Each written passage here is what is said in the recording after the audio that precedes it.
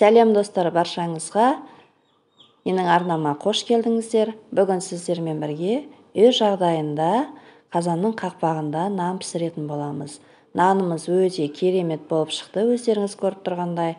Беті де асты да қып-қызыл болып піседі, арасы да толықтай пісіп шығады.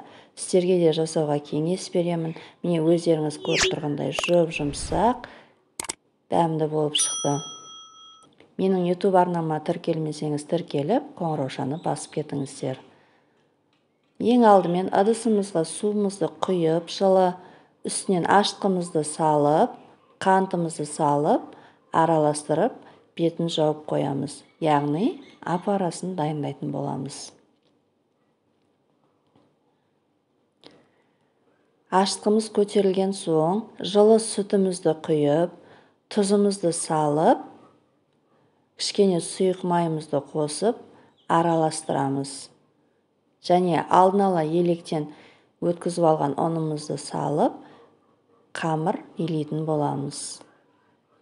Қамырларыңыз өте жұмсақ, өте қатты болмасын. Орташа қамыр болып шығуы тиіс.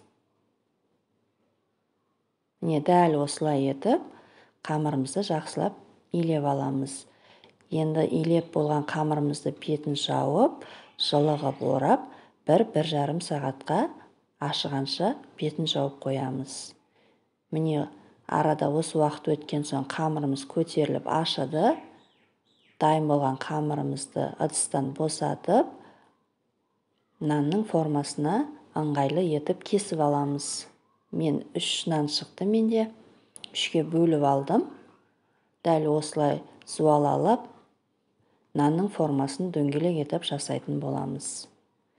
Қолымыздың көмегіменен ешқандай оқтаусыз, ешқандай ұн қоспаймыз және май қоспаймыз. Дәл осылай қолымыздың көмегіменен ортасынан бастап шетіне дейін жеткізбей қолымызды жайып шығамыз. Дайын болған нандарымызды осылай шанышқымен ортасын тесіп аламыз, көтеріліп кетпеу үшін. Қазанымыздың қақпағын және қазанымызды отқа қойып, қатты қып қыздырып аламыз. Қатты қызғаннан соң нанымызды алып, келесі бетін аударып, астына жұмыртқамыздың ағын жағамыз. Қызып тұрған қақпақты алып, дәл сол қақпаққа, ыстық қақпаққа, абайлаңыздар, күйіп қалмаңыздар, нанымызды жапсыратын боламыз. Бетіне алып қалған жұмыртқамыздың сарысын жағып, қалауларыңыз бойынша күнжіт мак себе берсеңіздер болады. Қазанның қақпағын қою үшін осындай формаларыңыз болса, өте ыңғайлы болады.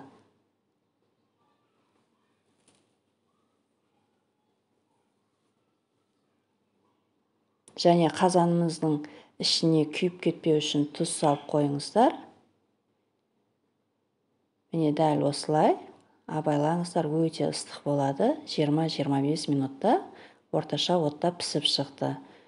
Міне осылай күрекшенің көмегіменен өте оңай алынады, өздеріңіз көріп тұрғандай. Нанымыз дайын болды.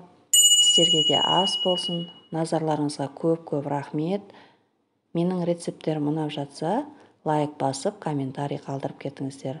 Алдағы уақытта көптеген қолжетімді рецепттермен бөлісетін боламын. Сау болыңыздар.